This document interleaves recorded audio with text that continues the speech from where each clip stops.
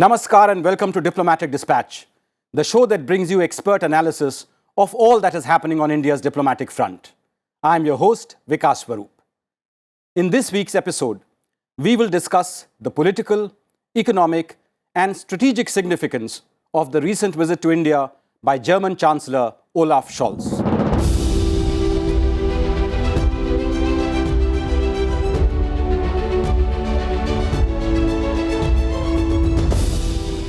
The Chancellor of the Federal Republic of Germany, His Excellency Olaf Scholz, paid a state visit to India on February 25 and 26, traveling to New Delhi and Bengaluru, accompanied by a high-powered business delegation. This was Chancellor Scholz's first visit to India in his current role. His last standalone visit to India was in 2012, when he was mayor of Hamburg City. There has been sustained high-level engagement between India and Germany in recent years. In 2022 alone, Chancellor Scholz and Prime Minister Modi met on 3 occasions: at the intergovernmental consultations in Berlin, the G7 meeting in Germany, and the G20 summit in Bali. During the current visit, Chancellor Scholz and Prime Minister Modi took stock of the progress in the implementation of decisions taken since the last intergovernmental consultations. They particularly appreciated the steps that the two systems have taken to implement the Green and Sustainable Development Partnership, which was launched during the 6th IGC. They welcomed the progress in triangular development cooperation projects in third countries such as Cameroon, Ghana, Malawi, and Peru. Germany is India's largest trade partner in the European Union, with a bilateral trade of almost $25 billion. It is also the 9th largest foreign investor in India. Underlining this, Chancellor Scholz said that there are over 1,800 German companies in India, and Germany needs skilled and talented workers. The two countries had signed a mobility and migration pact in December last year. Both sides stressed on the need to build supply chains that are reliable, diversified, and sustainable. Both leaders issued a vision document to enhance cooperation and innovation, particularly in new technologies such as green hydrogen, fintech, artificial intelligence, and 5G, 6G. Prime Minister Modi and the German Chancellor also discussed closer defense cooperation, with the German side showing keen interest in undertaking joint venture projects under the Atmanirbhar Bharat program. Discussions between the two leaders also covered regional and global issues of mutual concern, including the situation in Ukraine.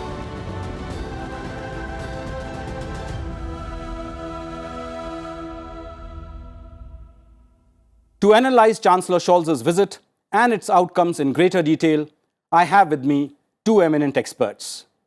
Dr. Ummu Bava is Professor and Jean Monnet Chair at the Center for European Studies at Jawaharlal Nehru University. She is an expert on European foreign and security policy and a recipient of the Federal Cross of Merit, Germany's highest civil honor.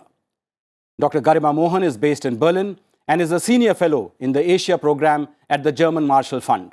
Her research focuses on Europe-India ties, EU foreign policy in Asia, and security in the Indo-Pacific. A very warm welcome to both of you, and let me begin with you, Dr. Bava. Now, it is unusual for a German chancellor to arrive for a standalone visit without attending the bilateral intergovernmental consultations ever since that mechanism was first launched in 2011. So why did Chancellor Scholz choose to visit India at this particular time? And what was the larger strategic message of his visit? I think there are 3 very important points for the question that you've raised. First, I think, the IGC was launched during the term of Chancellor Merkel. And while the SPD has been part of the government, it has always been the junior coalition partner. So that means it put Chancellor Merkel in the forefront, and it had her kind of stamp on the IGC, which also meant the relationship with Prime Minister Modi. So this offered Chancellor Scholz the occasion to kind of come and engage with Prime Minister and with India on a very different level, not just bring, and he has not come in at the IGC because the IGC happens every 2 years, so the IGC has just happened last year. But a very important context which adds significance is the shift in the geostrategic, geopolitical and the geoeconomic backdrop in terms of the events which have taken place in the last 2 to 3 years, with COVID, the economic crisis, now the war in Ukraine, and the growing Chinese footprint in the Indo-Pacific. all of it has forced countries, and that means Germany and India also, to revisit their strategic partnership and to look at where you can come to a better understanding. Because I think at this point in time, what also comes through, and that's the third factor, is also about building critical convergence. There's a lot of talk about having values, understanding and partnership. But one has to accept the reality that your geopolitical and geoeconomic interest cannot just automatically converge, right? And geography will continue to dictate, and I think that's what we are seeing. So in some ways, this was also to, one can say, to build Germany's own bilateral, because there's a strong push for Atmanirbhar India, and as you pointed out, that is one part of it. So he's come with a business delegation, he's not come with the other ministries. I think that's a clear indication of where this message is. Second, it is also an effort, because Germany is our largest partner in Europe, but also significant, the largest economy in Europe, is also to use Germany to bring India onto the international table in this discussion on Ukraine. And third, of course, is also to explore possibilities, as you pointed out, on the issue of the global supply chain. How much can India now emerge in this kind of a space? As Dr. Bava just mentioned, Germany was under Chancellor Angela Merkel for 16 years. Mm-hmm. In December 2021, Olaf Scholz took over as the new Chancellor. How do you compare the two leaders? And has he remade German foreign policy with his Zeitenwende speech? Remaking German foreign policy, that's a very tall order. But let's start with the initial comparison of the two chancellors. At the end of the tenure of Chancellor Merkel, winds of change were already afoot in Germany. Her policy already was being questioned on a number of factors, on China, on Russia, general views of engaging with the world. So when Chancellor Scholz and the coalition government came in, they already had very different ideas of what German foreign policy should look like. If you look at the coalition agreement of the three parties, their take on China is very, very different from what we saw under Chancellor Merkel. For example, they mentioned that China is increasingly a rival, that Germany is quite dependent on countries like China, authoritarian governments. This dependence should be reduced. They have to look for other partners. They mention India specifically there. Of course, after the invasion of Ukraine, the entire Russia policy of Germany was thrown into question. And there, I have to say, Chancellor Scholz really stepped up with the idea of Zeitenwende, which means a turning point. Critics of the Chancellor would say that this is shaped up in rhetoric, not so much in policy. When it comes to delivering on the questions, we haven't seen much delivery. Of course, the debate on Russia has changed. A lot of countries, a lot of people in Europe are trying to apply the lessons learned from Russia to China.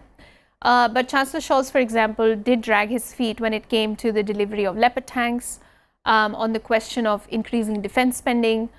Germany is just barely making the 2% target for NATO. So in terms of actual changes, we've seen quite less. I'm still optimistic, though, because debates and rhetoric in Germany have shifted drastically from what we saw under Chancellor Merkel. Dr. Bava, now Germany and India do not have a traditional strategic partnership. It is a green partnership based on trade, investment, technology, functional collaboration, skill development and sustainability. How was this partnership advanced during Chancellor Scholz's recent visit? So, I think every strategic partnership is a unique one. And if you look at the India-Germany strategic partnership, launched in 2000, it has, also adapted to the changing contours and needs of the political requirements on the both sides. So I think at one level it is like a traditional strategic partnership, but it has also now brought in those elements where Germany has a comparative advantage as if you look at the other partners that India has in Europe, and what are India's requirements at this point, if I take it from a very Indian perspective. And the push towards climate sustainability, the green sustainable development partnership, in terms of technology, these have come to the forefront. And so during the visit, there was a chance to review and evaluate what has been set as an agenda and goal last year. And now it's very important, because the next IGC will only take place 2 years, a year and a half later, is to put it on track to see that more deliverables come on the table. And I think that's the first important point. A second thing which we have seen is the broadening of the understanding of the notion of strategic partnership by looking at co-branding and going into third countries, an area which India has been doing it silently through our iTech program and all of it. But now I think the visibility factor becomes important, and this is where it's a win-win situation for both India and Germany in doing that.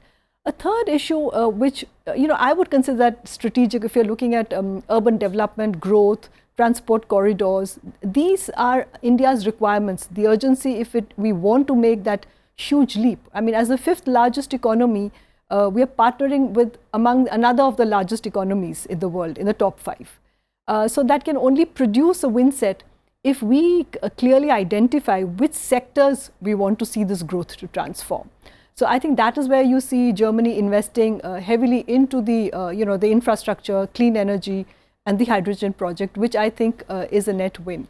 And even in this meeting, what we have seen is, since we are partnering each other in the G4, the UN Security Council reform, it's also important to keep on fine-tuning your perceptions about each other, because I think the backdrop in which now the current meetings are taking place have so dramatically altered. Germany has used the word sight and vendor. That may be a sight and vendor for Europe. I mean, for us, we'll have to really ask. It's not really a sight and vendor for us, but it's definitely not business as usual. Dr. Mohan, now economic cooperation was obviously the centerpiece of this visit. Which sectors would benefit the most from a closer economic partnership between India and Germany? And how do you see Germany contributing to Make in India and Atmanirbhar Bharat projects? As Dr. Bava mentioned, the high-powered business delegation that came was quite an important step, and it included companies, for example, like Siemens. So there are these big German champions and middle and small-scale companies that have been investing for a long time in, for example, China, now are getting cautious and are looking to either move out of China or look at a China plus one model. So there, India for them is very attractive, and it is significant that the Chancellor brought this delegation with him. I hope we in Delhi take advantage of this opportunity as well, because a lot of German foreign policy is driven by these business interests, right? So of course, that will be an important sector of investments, new manufacturing being set up in India. The other 3 important areas are: 1, climate-related industries; 2nd, technology and innovation, where Germany and Europe at large is a partner beyond compare. And India has a lot to learn in terms of tech transfers, but also build together. And then on defense, it was interesting to see that an outcome that came out of this meeting between Chancellor Scholz and Prime Minister Modi was defense co-design and co-development. Of course, we'll have to see how that develops. That will require a change in the export control regulation in Germany. However, with the submarine contract and other issues, we saw German companies are quite keen to work with India, and that will make a big impact on the Make in India agenda as well. And Siemens, of course, signed a €3 billion contract with Indian Railways. Indeed. And it's important to note that the Siemens head also was quite critical recently of China and the prospects of China. So it's not a coincidence that this is happening. Dr. Bava, now Germany is a world leader in high technology, and India also has its strengths. So how do you see this India-Germany vision to enhance cooperation and innovation in technology, which was signed during the visit? So I think this for India is a win-win situation. At this point, one of the prerequisites, if you're looking at growth in India, is the ability to access technology across different sectors. And as Garima also just pointed out, Germany is a leader in the tech area. And especially in those critical infrastructure areas where we are looking to leapfrog also and go ahead. Now, this does not mean that there is an absence of technology development in India, but we're looking to, I think, partner with the latest and the best, so as to, bypass in terms of the time requirement to bring about a transformation. So in that sense, when you look at it, it's both a top-down and a bottom-up approach that we're looking at. On the one hand, Germany has got a very good model of skill development, which has contributed to the success of the kind of labor which is there, and to the growth of the SME, the Mittelstand as they call it in Germany. And that kind of model has already been adopted in India. Some of the leading German companies which are here in India for long term are actually bringing about the change on the ground. We've also got the Science and Technology Council which is there. So which is then a platform which brings about industry, academic and business models to come together to work and, then bring about the change. Now, it can't just be about, just simply taking a technology from one country and then implementing it in another country. A technology ultimately has to be localized. For example, in Germany, when the heat goes up or it's too cold, the super fast ICE will stop. In India, with even a 50 degrees, our Indian railways is merrily chugging along, going along. And so that you need to have an adaptation factor for technology. It has to be localized. And more importantly, it is the cost. So governments in this case can only be the facilitator. All technology development is taking place in a private sector. So there is a cost involved in the transfer of technology, and this is where partnership becomes important, in the sense of we don't just want a technology where it is, we don't have the know-how, but we are now looking, India is in that 2.0 level where we want to have the technology indigenized and then to build over here and then to create a third-party transfer. Now, expanding our discussion to now cover geopolitics. In its 2020 Indo-Pacific guidelines, the German government set itself the goal of developing strategic partnerships with a number of different countries in the region. Dr. Mohan, what is the role of India in Germany's Indo-Pacific policy? When you look at the guidelines themselves, the Indo-Pacific guidelines, India is not really mentioned very prominently, and a lot of the role for India is what it used to be in the past. It has really changed, however, with the new government. Let's remember the guidelines came in with the previous government, and the new government has a different policy towards India, which is very visible first in the coalition agreement, as I mentioned, which clearly stated the need to revitalize the strategic partnership with India, acknowledging that the Germany-India partnership has not reached its full potential. There's more room to do much more there. Foreign Minister Annalena Baerbock visited India in December. Chancellor Scholz visited now. He will also be there for G20. He's met with Prime Minister Modi in several occasions. So there has been a real shift in how India is seen in Berlin, particularly in the changed geopolitical context. Because after Ukraine and seeing how cozy the China-Russia partnership has been, Germany has really woken up to the challenges in the Indo-Pacific and understood how this region, dynamics in Indo-Pacific, will have an impact on European security and prosperity. The China-Russia nexus really tells us that. That means a renewed investment, a renewed vigor for engaging with the region, but also the conversations now that we are seeing between the leaders of the two countries are much more geopolitical. They did not, they were not as geopolitical before. We wanted to talk about China, they wanted to talk about Russia. We didn't really see where the two met and what things we had in common and what we didn't. So I think that is a clear difference. And now in the overall strategic outlook, Germany's Asia policy is no longer just China policy. And there I think India is important, although I think there is scope to do much more. Dr. Bava, now Chancellor Scholz's visit came close on the heels of the first anniversary of the Russia-Ukraine war, and that was obviously a major subject of discussion between the two leaders. How has the German position evolved over the war in Ukraine? So for Germany, it has been fundamentally a very hard political reality check, bringing a kind of transformation in the way Russia has been embedded in their foreign policy. And so that one has to go back a little bit in time. There's always been a kind of, in the 70s, what, the Ostpolitik, and that time Willy Brandt launched. So it was a different era, of course, but there was an expectation that trade would bring about a change. And so if you trade with a partner, and it's a Kantian argument that if you trade with somebody, you will not go to war. Yes. And so I think they did see a kind of a benefit of that take place. But the change which has happened after 1990, after Yeltsin left the scene and Putin has come in, from Moscow's perspective, the geopolitics had shifted dramatically, sidelined from world stage. So Germany's consistent efforts to continue engagement started providing not the same kind of a dividend and result. Far more invested, far more dependent, one has seen. And then a rude awakening when, the invasion of Ukraine took place.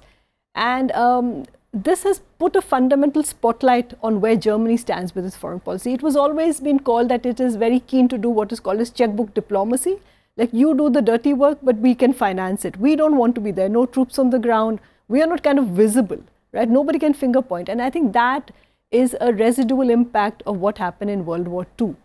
So it's a very, very difficult turning point for Germany, because there's been a lot of finger pointing on Germany, that it has, been riding or free riding, say, on NATO by not contributing enough to defense expenditure. But defense preparedness all over Europe also was down. So for Germany, Chancellor Scholz in a few days then announced about the Zeitenwende, the epochal shift.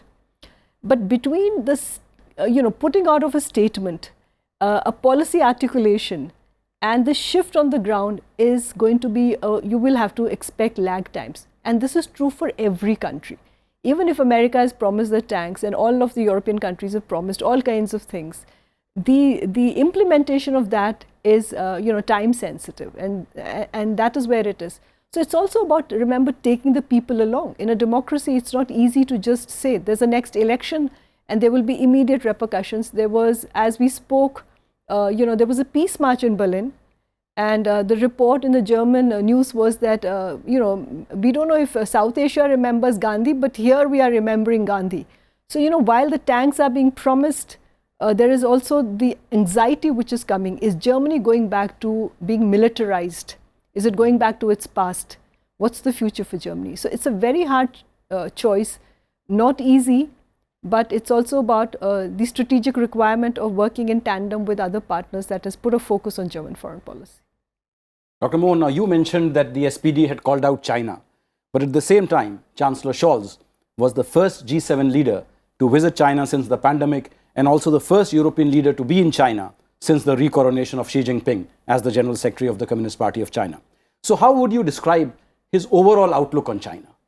I think we have to first note that his first trip to Asia after his taking the position was to Japan. And he did that on purpose. Under Chancellor Merkel, it would have probably been China. And then he tried to meet with India, Australia, South Korea in other formats before going to China. Second, before this trip, there was immense criticism of the way this trip was being conducted by other members of the coalition in his government and German foreign policy community at large, as well as in Europe. There were a lot of talks about, should he be going with a business delegation? Should this be a joint trip with President Macron? He chose to go alone, but there was a lot of criticism. And I think what I would like to point out for your viewers is that the context in which Chancellor Scholz is operating, both within Germany and within Europe, has changed. And so it will not allow for a Merkel-type policy of simple engagement with China.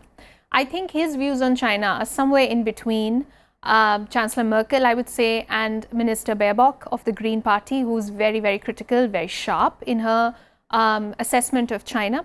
Chancellor Scholz is somewhere in the middle. He definitely does not want to rock the boat when it comes to economics, particularly because Europe is still reeling from the war in Ukraine and trying to reduce dependencies on Russia, and he feels that you cannot do both Russia and China at the same time. However, there are other members in his government and Germany and Europe generally. Brussels has become very, very critical of China. So the environment he's operating in has changed, and they will not stand for, policy as usual. I suppose that at some point he will have to also sharpen and revise his China policy, although change is slow in coming, particularly in Germany. Speaking of Brussels, how do you see Germany's role in the European Union? I mean, Chancellor Scholz was forthright during his India visit in saying that the negotiations over the India-EU FTA have gone on for too long, and he would intervene to ensure their early conclusion. FTAs are negotiated by the technocrats in Brussels, and member states can of course put pressure on it, but it requires a level of consensus that it would be hard for any one or two countries to push for it unless they reform the process. After an FTA is negotiated, it's also going through the European Parliament, which will also bring in more questions. I think even before we go to an FTA, there are other small steps, low-hanging fruit, in terms of better economic cooperation, which we can do with individual member states, and we should focus on that. Although it is nice to have the vote of confidence from the German Chancellor on the FTA, we did also have that with Chancellor Merkel, and we saw that didn't really impact the negotiations. Dr. Bava, you want to comment on the German role in the EU? So yes, I think as the largest, actor within the European Union, it would try to bring, because Germany would benefit a lot from the FTA. But having seen the last round of negotiations, which went on endlessly, there has been a caution this time in separating the trade part, the investment part, so that they're not clubbed together into one and they can kind of, go ahead. But in the process, since the launch of it to where we are today, I mean, there is a lot of optimism because the second round has gone through. There's a Trade and Technology Council which has been set up. The guidelines have been launched on that. And even Chancellor Scholz spoke about it, saying that I will personally, because I think each member state, wherever they have the relative advantage in that particular sector, they're definitely going to come in and put pressure on Brussels to get it moving. The point is that, of course, the larger context has shifted. And one should just keep in mind that last year Britain was gung-ho in March and April, saying that they would conclude it by Diwali. It's nowhere in sight. It was a government after government in crisis. So we can have many a slip between the cup and the lip at this point. But, there's still, I think, definitely better optimism and a lot of work which is happening behind the scenes, to also get this done in a favorable manner. Now, Chancellor Scholz will visit India again in September this year for the G20 summit. Where do you see the possibilities of India and Germany working together on G20 issues? So the G20, of course, is a larger platform, and the India-Germany equation on this can be pretty interesting because Germany is part of the G7 group. So it brings that link of the older group into the more younger G20. One thing has become very clear with the continuous financial crisis and economic crisis that we've seen. There's no way that the G7 can find answers. It needs the partnership, and therefore G20, carries that kind of weight. The legitimacy issue will continue to persist, but I think this is where the agenda setting becomes extremely important. What one has to be cautious about is that you cannot today, kind of decouple the economic and the global financial from the geopolitical. And I think that's where we've seen the challenge from Bali, the ability to bring some kind of coherence.